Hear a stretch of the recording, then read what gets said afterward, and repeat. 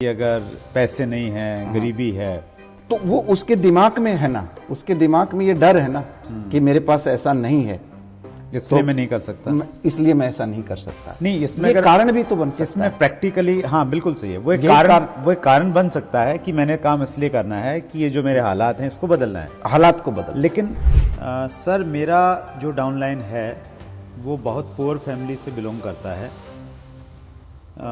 शुरुआत में तो इधर उधर बहुत भागना पड़ता है, इसके लिए पैसे की ज़रूरत पड़ती है, और कभी कभी आने जाने का और प्रोडक्ट खरीदने का भी पैसा नहीं होता। गरीब परिवार में जन्म होना ये मैं बदल तो नहीं सकता। मेरी हाइट कम रह गई, मैं ये बदल तो नहीं सकता।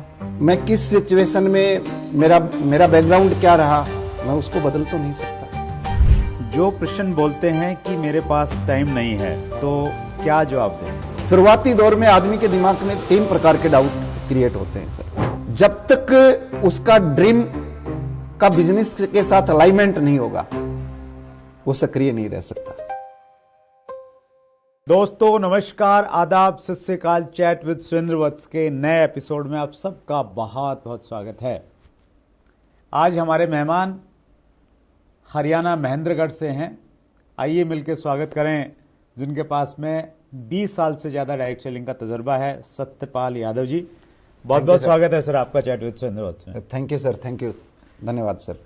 सबसे पहले तो मैं chat with Surendra Vats channel का बहुत बहुत थैंक्स करना चाहूँगा कि उन्होंने मुझे इस लायक समझा कि मुझे यहाँ मौका दिया। और एक बात और कहना चाहूँगा सर यहाँ सर कि फॉरेन कंट्री में हमारे बारे में कहा जाता है कि इंडियन एक आदमी इज इक्वल टू जापान के 3 पीपल्स, इतनी कैपेसिटी होती है। लेकिन इंडियन 2 आदमी इज इक्वल टू जापान के का 1 आदमी, यानी कि ये इक्वेशन गलत हो गई। मैथ के फार्मूले के हिसाब से 6 होना चाहिए था, लेकिन इक्वेशन गलत हो गई। लेकिन हुआ ये कि ऐसा क्यों है? क्योंकि हमारे बारे में कहा जाता है कि जब ये आपस में लेग पुलिंग करते हैं, एक दूसरे को नीचे गिराने का प्रयास करते हैं, लेकिन आपके चैनल ने इसको उल्टा कर दिया। यानी कि सभी डायरेक्ट सेलर्स को एक प्लेटफॉर्म ऐसा दिया कि यहां अब हम ये बात कह सकते हैं कि संगे शक्ति कलयुगे, यानी कि कलयुग के अंदर जो हमारे संगठन में ताकत है। और इससे मुझे ऐसा लग रहा है कि अब हिंदुस्तान को विश्व गुरु बनने से कोई नहीं रोक सकता। क्या बात सतपाल जी, आपने आगाज बहुत शानदार कर दिया, तो ये इंटरव्यू बहुत मजेदार और बहुत कुछ सीखने वाला होने वाला है। Thank you, that's great. एक नई तरह की इक्वेशन आपने दी। शुरुआत करते हैं सर आपकी लाइफ जर्नी से। जन्म, एजुकेशन और फिर डायरेक्ट सेलिंग में कैसे आगमन हुआ? सर मेरा जन्म 6 जनवरी 1971 को हुआ, और मैं एक महेंद्रगढ़ के एक छोटे से गांव दोंगड़ा हिर से मेरा जन्म हुआ, हरियाणा में। एक मिडिल क्लास फैमिली से मैं बिलोंग करता हूं, और हालांकि पढ़ाई में बहुत ज़्यादा रुचि थी, और कम उम्र में ही मैट्रिकुलेशन एग्ज़ाम पास किया। और मैट्रिकुलेशन एग्ज़ाम पास करके लगा कि मैं अब शहर जाऊंगा, पढ़ लिख के बहुत बड़ा आदमी बनूंगा। बड़े सपने लेके मैं आगे बढ़ने लगा। जैसे जैसे मैं आगे बढ़ा,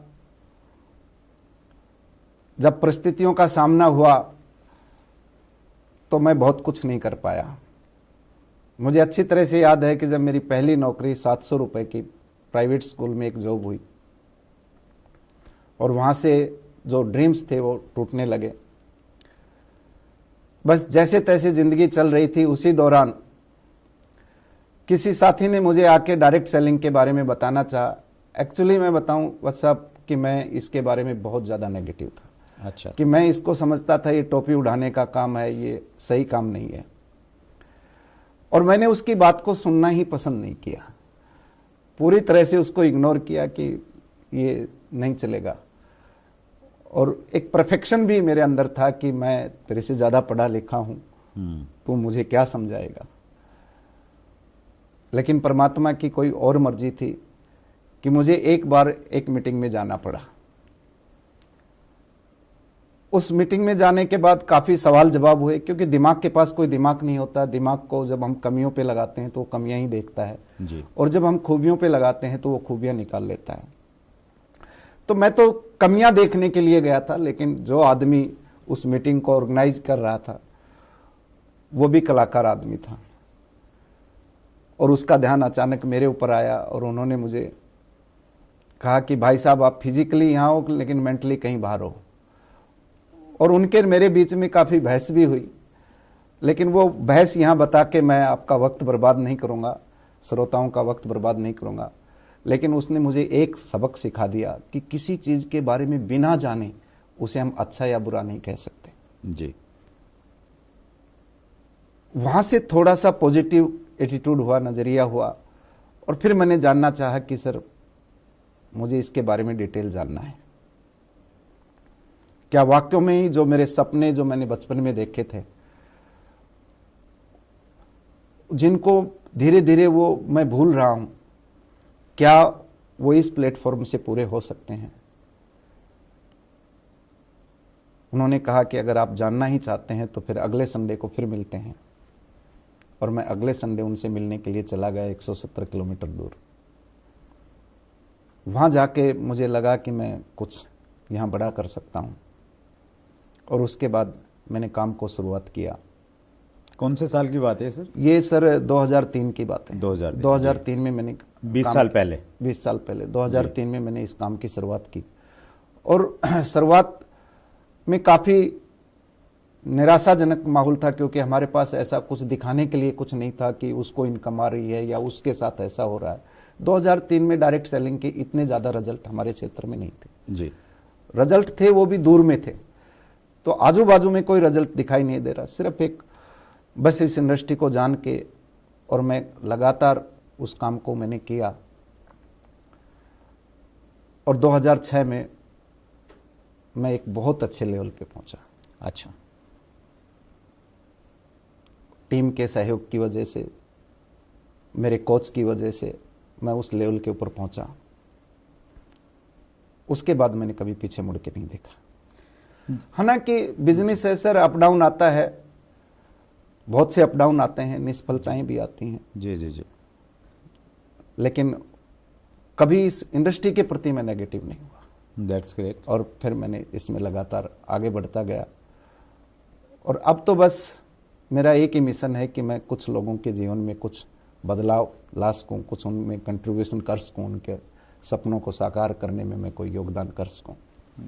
दैट्स ग्रेट सतपाल जी। जैसे आपने बताया कि आपने 2003 में शुरू किया और 2006 में मात्र 3 साल में आप काफ़ी एक अच्छे लेवल पे पहुंच गए, अच्छे मुकाम पे आप पहुंचे। हर व्यक्ति चाहता है कि उसको जल्दी सफलता मिल जाए डायरेक्ट सेलिंग में। जी। क्या करना चाहिए शुरुआत में, इनिशियली, स्पेशली पहले 2-3 साल में? क्या माइंडसेट होना चाहिए व्यक्ति का, क्या वर्किंग स्टाइल होना चाहिए? सर 2-3 साल मतलब क्या है कि सारा ये माइंडसेट का ही खेल है सर। उसे मैं तो ये कहूंगा कि unconditionally cylinder your coach. Okay.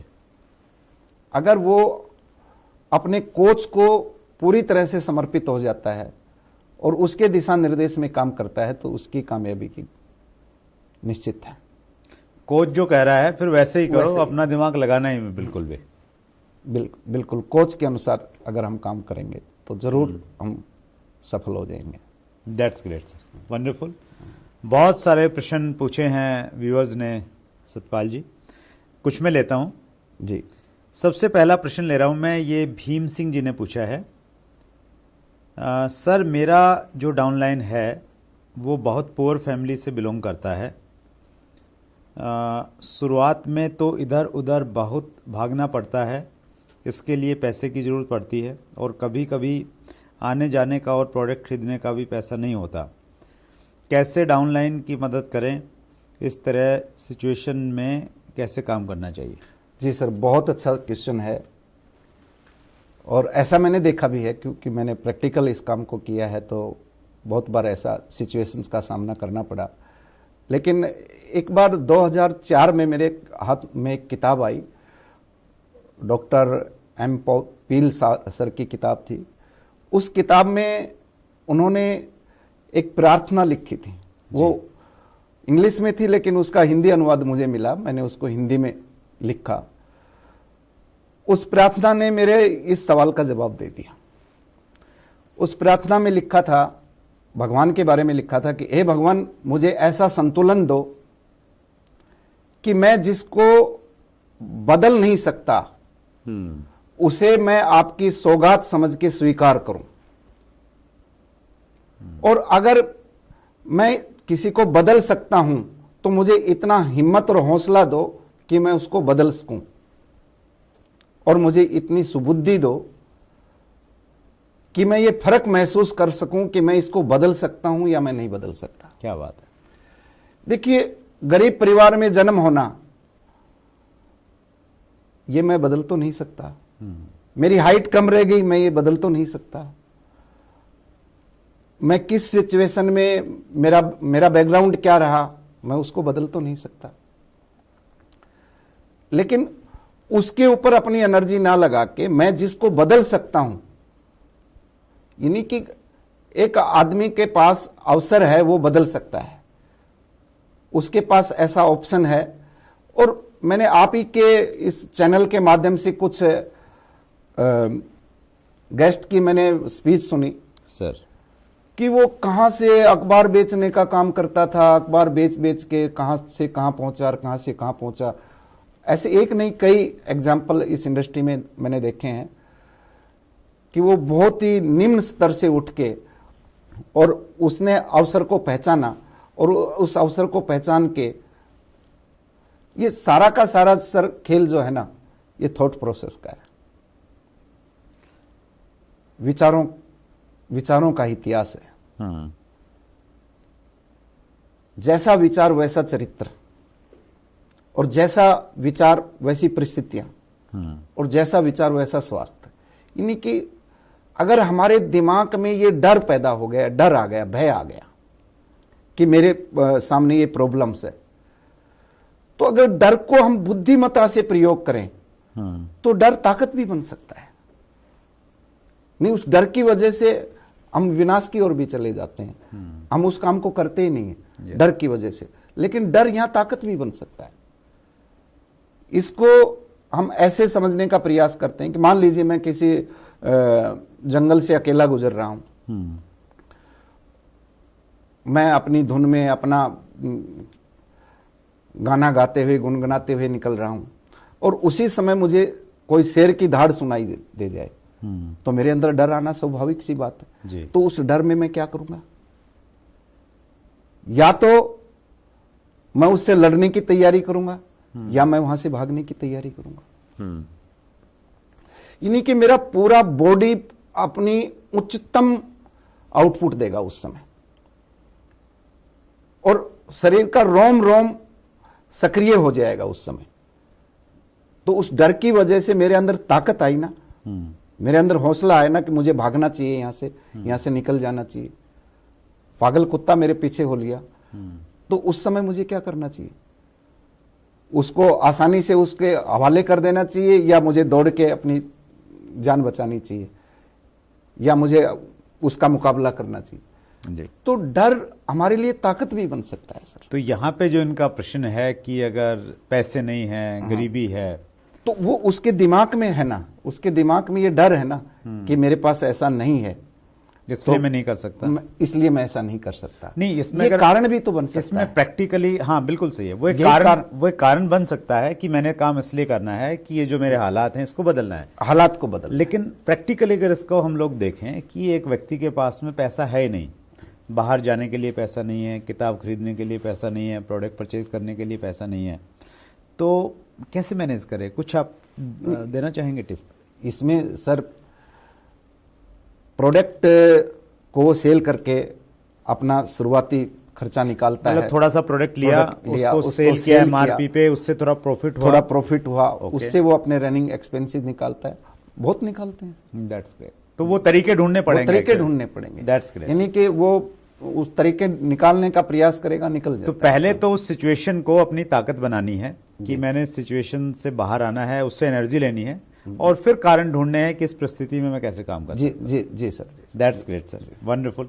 अगला प्रश्न ले रहा हूं सर मैं। जी सर। ये प्रश्न है भानो मधेशिया का, जो साथी निष्क्रिय हैं उनको सक्रिय कैसे करें। और ये अक्सर देखा जाता है सर कि शुरुआत में तो लोग थोड़ा उत्साहित रहते हैं, बाद में वो बिल्कुल ऐसे जोन में चले जाते हैं कि फ़ोन भी नहीं उठाते। इसमें भी सर दो तरह से निष्क्रिय साथी मिलते हैं सर। एक तो वो जो सक्रिय हुए ही नहीं, एक वो साथी जो सक्रिय हुए लेकिन वो कुछ दिन के बाद निष्क्रिय हो गए जी। तो जो सक्रिय हुए ही नहीं, हो सकता है कि उन्होंने आपके साथ आपको ओबलाइज करने के लिए ज्वाइन कर लिया हो सकता है कि आपके साथ उन्होंने यानी कि ट्राई मारने के लिए ज्वाइन कर लिया हो कि चलो कोशिश कर लेते हैं, चल गया तो ठीक, नहीं चला तो ठीक, अपने बाप का क्या जाता है। और हो सकता है कि उसे आपका कोई प्रोडक्ट पसंद आ गया हो, उसके लिए उसने ज्वाइन कर लिया हो, या हो सकता है कि वो एम्बिशियस है, महत्वाकांक्षी है, कि वो कुछ करना चाहता है। तो किस कारण से वो हमारे साथ इस बिजनेस में आया था। तो जो आदमी सिर्फ हमारे लिए प्रोडक्ट खरीदने के लिए आया था, या जो आदमी सिर्फ आपको ओबलाइज करने के लिए आया था, उससे हम ऐसी उम्मीद क्यों रखें कि ये बहुत कुछ करेगा। लेकिन हम बात करते हैं कि जो साथी सक्रिय था और वो साथी धीरे धीरे निष्क्रिय हो गया, वो कार्य नहीं कर रहा है, तो उसके लिए उसके कारणों पे जाना पड़ेगा कि वो निष्क्रिय क्यों हुआ। हो सकता है आपका कम्युनिकेशन गैप हुआ, हो सकता है कि आपने कोई रॉन्ग कमिटमेंट कर दी हो, या जो बात आप समझाना चाह रहे थे वो आप समझ नहीं पाया हो, आप समझा नहीं पाए या वो समझ नहीं पाया। जब तक उसका ड्रीम का बिजनेस के साथ अलाइनमेंट नहीं होगा, वो सक्रिय नहीं रह सकता। क्योंकि शुरुआती दौर में आदमी के दिमाग में 3 प्रकार के डाउट क्रिएट होते हैं सर। सबसे पहले तो वो यही सोचता है क्या ये काम करने लायक है भी कि नहीं है, मैं कभी फंस जाऊं, ये काम करूं या ना करूं।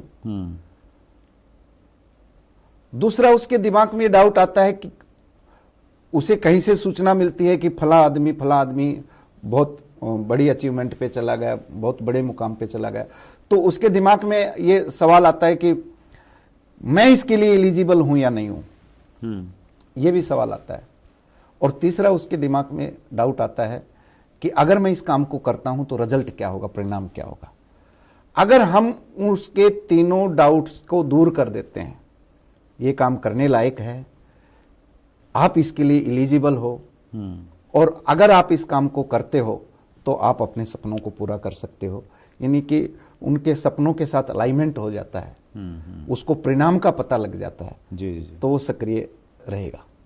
बहुत बार ये भी रहता है सर कि शुरुआत में एक व्यक्ति प्रयास करता है, उसको परिणाम नहीं आते जैसे उसने उम्मीद किया था, इस वजह से भी वो निष्क्रिय हो जाता है। अगर शुरुआत में उसके साथ काम करके उससे थोड़ा परिणाम उसको दिखा दें, कुछ उसके साथ में ज्वाइनिंग हो जाए, कुछ रिटेलिंग हो जाए, तो वो भी चीज़ कहीं ना कहीं हेल्प करती है उसको एक्टिव करने के लिए। बिल्कुल बिल्कुल सर, मतलब मैं तो ये कहता हूं कि अगर कोई बंदा आपके साथ आया है, वो सक्रिय है, अगर उसको फिर शुरुआती कुछ महीनों के अंदर कुछ काम उसका करवा दे, उसका कुछ अच्छी सी इनकम जी आ जाए उसके हाथ में, उसका रिकॉग्निशन हो जाए, उसको कोई पिन लेवल यानी कि कोई तबका, कोई पद मिल जाए, तो वो आपके साथ जुड़ा रह सकता है। उसका रिकॉग्निशन हो, उसको थोड़ी सी इनकम आ जाए, जी जी जी, और उसका प्रोडक्ट के प्रति और कंपनी के प्रति और आपके प्रति एक बिलीफ लेवल बिल्टअप हो जाए, विश्वास हो जाए कि ये प्रोडक्ट अच्छा है, मेरा अपलाइन भी अच्छा है,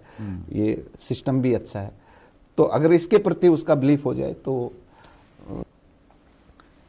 सर अक्सर ऐसा होता है, एक डायरेक्ट सेलर काम कर रहा है, प्लान भी दिखा रहा है, फॉलोअप भी कर रहा है अपने तरीके से, टारगेट भी सेट कर रहा है, लेकिन उसको परिणाम नहीं मिल रहे हैं जैसे वो चाहता है। धीरे धीरे निराशा आने लग जाती है कि यार बात नहीं बन रही, काम नहीं हो रहा है। उस निराशा से कैसे बाहर आए और क्या तरीका अपनाए कि सफलता सुनिश्चित हो जाए? सर इसमें एक कहानी मुझे बहुत मोटिवेट करती है सर। श्रीलंका के एक क्रिकेट प्लेयर हुए मारवन अट्टापट्टू। मैंने उनके बारे में जानने का प्रयास जाना, मुझे उससे बड़ा इंप्रेशन मिला। मारवन अट्टापट्टू जब डोमेस्टिक क्रिकेट में बहुत अच्छा परफॉर्म कर रहा था, एक बार टीम का विदेश दौरा था, उनके पास कॉल आती है कि आप कंट्री की टीम के लिए सेलेक्ट हो गए और उन्हें विदेश जाना पड़ा। और जब मिडिल क्रम के बल्लेबाज थे, बहुत अच्छा खेलते थे, लेकिन जब वो पहली बार विदेश गए तो उनका पहली पारी में वो 0 पे आउट हो गए। अच्छा, टेस्ट मैच था, टेस्ट मैच में पहली पारी में 0 पे आउट हो गए, दूसरी पारी में भी 0 पे आउट हो गए। अच्छा, पहले ही टेस्ट मैच में दोनों पारियों में 0 पे आउट हो गए। और जैसे ही 0 पे आउट हुए, सीरीज के बीच में ही उसको ड्रॉप किया गया और वापिस आ गया। बड़ा निराशा हाथ लगी।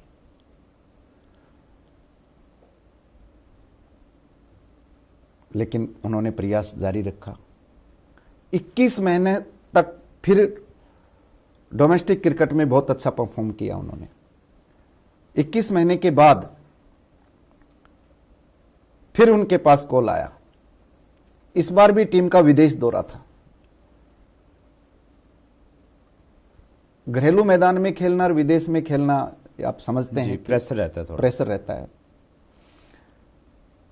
दूसरी बार गए और दूसरी बार जाने के बाद पहली पारी में फिर 0 पे आउट हो गए और दूसरी पारी में 1 रन पे आउट हो गए। अब तो मीडिया ने भी लिखना शुरू कर दिया कि इसे क्यों समय दिया जा रहा है। घर वाले भी परेशान हो गए कि भाई अपना कोई फैमिली बिजनेस देख लो, नहीं अपना कोई सेटअप। वो सीए थे, अच्छा। राहुल द्रविड़ की तरह सीए थे, तो भाई अपना सीए की प्रैक्टिस कर लो। बहुत समय लगा दिया, लेकिन उनके अंदर में एक संकल्प था कि मैं देश के लिए खेलूं। 19 महीने के बाद डोमेस्टिक क्रिकेट खेलते खेलते तीसरी बार कॉल आया, और तीसरी बार कॉल आया और ये उनका लक कहो कि इस बार भी टीम का विदेश दौरा था। और तीसरी बार में क्या हुआ, पहली पारी में 0 पे आउट, दूसरी पारी में 0 पे आउट। अच्छा, यानी कि 6 इंटरनेशनल पारियां 1 रन। अब तो पूरा परिवार, रिलेटिव, दोस्त, मीडिया सब कुछ विरुद्ध हो गया। सभी कहने लगे कि तेरे बस की बात नहीं है इंटरनेशनल लेवल पे खेलना, अपना डोमेस्टिक क्रिकेट खेलता रहे। घर वालों का भी प्रेशर आ गया कि अभी हमें शादी करनी है, ये करना है, तू अपना बहुत समय बर्बाद कर चुका। तो उन्होंने एक बात कही, मुझ पर पूर्ण विश्वास है जी, मुझ पर पूर्ण विश्वास है। 1 ट्राई मोर, एक कोशिश और करूंगा। तो पूछा कि अगर उस कोशिश में भी बात नहीं बनी तो, और जब तक कोशिश करूंगा, जब तक मैं देश के लिए नहीं खेलूंगा, कुछ नहीं करूंगा। और उसका इतिहास तो आपको पता ही है कि वो इतना बेहतरीन खेला कि टेस्ट में भी उनके 16 शतक हैं, बहुत सारे अर्धशतक हैं, और श्रीलंका के क्रिकेट इतिहास में एक जाना माना नाम आज उनका है। शुरुआती दौर में सर निष्फलता आती ही आती है, लेकिन जो संकल्प को अगर सिद्धि तक ले जाना है तो उसका एक ही लाइन में जवाब यह है कि consistent hard work with norms, ethics and discipline. Yes, हमें प्रचंड पुरुषार्थ तो करना ही है, लेकिन हमेशा नॉर्म्स को, एथिक्स, डिसिप्लिन को साथ में रखना है। अंतिम प्रश्न ले रहा हूं सतपाल सर, ये अविनाश का प्रश्न है। जो प्रश्न बोलते हैं कि मेरे पास टाइम नहीं है, तो क्या जवाब दें? बहुत सारे लोग बोलते हैं कि भाई ठीक है, आपका बिजनेस है, प्रोडक्ट है, सब कुछ अच्छा है, लेकिन मेरे पास टाइम ही नहीं है। सर ये सेम सवाल मेरा था। अच्छा, कि मेरे पास समय नहीं है, मैं क्यों कोचिंग का कार्य करता था, ये था वो था। मुझे एक बार एक मीटिंग में जाना पड़ा और मुझे एक मेरी अपलाइन के माध्यम से एक कहानी उन्होंने सुनाई। जी। वो कहानी सुनने के बाद मुझे लगा कि यह वाकई में ये बात तो सही कह रहा है। उसमें उन्होंने बताया कि एक बार एक बच्चा बहुत इंटेलिजेंट था, उसके स्कूल का कोई टूर जा रहा था, तो कहने लगा कि भाई क्या आप भी टूर में चलोगे? नहीं नहीं नहीं, बोला मेरी तो बोर्ड की परीक्षा है, मैं टूर में नहीं जा सकता। तो जैसे ही बोर्ड का पास हुआ, उसका एग्जाम पास हुआ, तो बच्चे कहने लगे अब तो तेरा एग्जाम पास हो गया, अब तो नहीं नहीं, मुझे किसी हायर एजुकेशन के लिए कोई कंपटीशन देना है, अच्छी संस्था में एडमिशन लेना है, मुझे वहां तक पहुंचना है। तो मैं जब मेरा एक बार किसी संस्था में अच्छा एडमिशन हो जाए तो फिर मैं समय निकाल सकता हूँ, अपने लिए समय निकाल जी। उसका एडमिशन भी हो गया। फिर बच्चे कहने लगे कि अब तो तेरा बहुत अच्छी संस्था में एडमिशन हो गया, अभी तो समय निकाला करो, क्या आपके पास समय है? तो हुआ क्या कि बोला नहीं नहीं भैया, बस एक बार ये डिग्री मेरे हाथ में आ जाए, फिर उसके बाद देखते हैं। वो डिग्री भी हाथ में आ गई और फिर कहने लगे कि अब तो तू डिग्री भी हो गया, अच्छी अचीवमेंट भी आ गई, अब तो आपके पास समय है। तो बोला नहीं सर, अभी थोड़ा सा क्या है कि बस एक बार कहीं जॉब मिल जाए, लाइफ एक बार सेट हो जाए, फिर तो फ्री हैं, फिर समय मिल जाएगा, लाइफ भी सेट हो गई। फिर कहना लगे तो फिर बोला कि अभी मेरा थोड़ा सा शादी की बातचीत चल रही है, शादी हो जाए तो फिर दोनों साथ में जाएंगे, फिर समय निकालेंगे। शादी भी हो गई। शादी के बाद फिर बोला कि अब शादी भी हो गई, सब काम हो गए, अब तो समय निकालो, अब तो समय होगा आपके पास। तो बोला नहीं भैया, अभी तो जो है ना छोटा बच्चा है, अभी थोड़ा सा घर में संभालना पड़ता है, उसको समय नहीं दे पाया। बच्चा भी बड़ा होने लगा, बोला अभी तो इसका होमवर्क कराना पड़ता है, स्कूल छोड़ के आना पड़ता है। यानी कि कहने का मतलब वो बहाने बनाता चला गया, चलता चला गया। अभी बस मैं बच्चे की शादी कर देता हूँ, अभी ये वही प्रक्रिया दोबारा से शुरू हो गई कि बस अभी तो बस रिटायरमेंट आने वाली है, अब क्या समय मिलेगा। यानी कि आदमी अपना पूरा जीवन लगा देता है, लेकिन उसको समय नहीं मिल पाता है। ऐसा समय के बारे में जहां तक मेरा ख्याल है सर, आप बड़े बड़े अचीवर्स को देखिए या बड़े बड़े सेलिब्रिटीज को देख, वो किस हिसाब से अपने समय को मैनेज कर लेते हैं। अगर समय उसके पास नहीं है, किसी के पास, तो बहुत ज्यादा पैसा होगा, लेकिन वहां तो दिक्कत यह है ना तो पैसा है ना समय, ना पैसा भी नहीं है, समय भी नहीं है, वहां प्रॉब्लम। तो मैं इसको अक्सर शुरुआत में इस रूप में इसका जवाब देता था, और ये जो बुक है ये हम आपको प्रेजेंट करेंगे। इसमें भी मैंने एक इंसिडेंट एग्जाम्पल दिया है एक्चुअली, इसी बुक में मैंने पढ़ा था सर।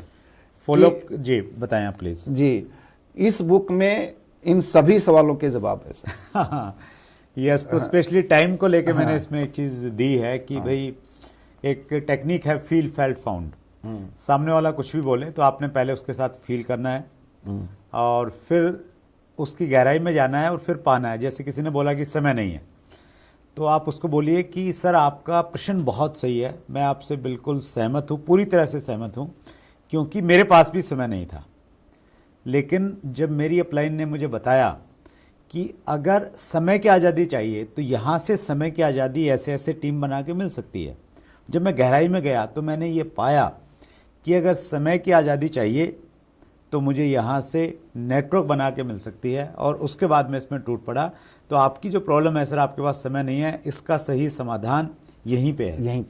तो ये टेक्निक इतनी कारगर साबित होती है सतपाल जी, हर जगह फिट हो जाती है, फील फेल्ट फाउंड। और ये बुक भी आपके लिए उपहार स्वरूप हम लोग चैट विद सुरेंद्र वत्स की टीम की तरफ से देना चाहते हैं सर। थैंक यू सर, बहुत बहुत धन्यवाद। आपने समय निकाला सतपाल जी, आपके पास में 20 साल से ज़्यादा का तजर्बा है, आप एक अध्यापक रहे हैं, वो भी अनुभव आपके पास में है। आगे कभी फिर एक इंटरव्यू करेंगे, आपके अनुभवों को व्यूअर्स के साथ में फिर साझा करेंगे। आप स्पेशली समय निकाल के आए, दिल की गहराई से बहुत बहुत धन्यवाद। Thank you sir. Thank you sir, thank you. So ये थे सतपाल यादव जी, महेंद्रगढ़ हरियाणा से। 20 साल का डायरेक्ट सेलिंग का तजर्बा और आपको 20 मिनट में हमने देने का प्रयास किया। अगले मंगलवार को रात्रि 8 बजे फिर एक बड़ी शख्सियत से मुलाकात होगी। अपना ख्याल रखिएगा। बहुत बहुत धन्यवाद।